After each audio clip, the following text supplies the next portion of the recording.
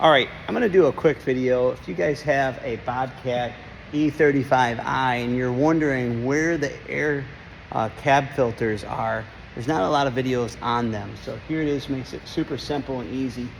This little cover here is gonna be on the displacement right in the back.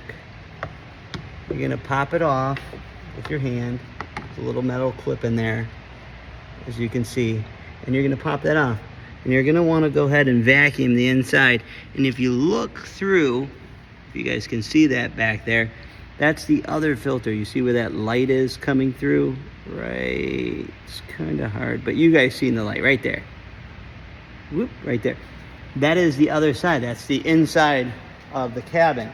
That filter right there is gonna be helpful to go ahead and change. You can get them on Amazon. I'll put a link down below. The only thing is you have to order them like 3, 6, 9 a year in advance, so then they keep coming to you. They come in a packet of 2. So definitely this one needed cleaning for sure. Let me go ahead and take you on over and show you what the other one was. This is the other filter that was in there. Absolutely disgusting. So just wanted to give you guys a quick reference.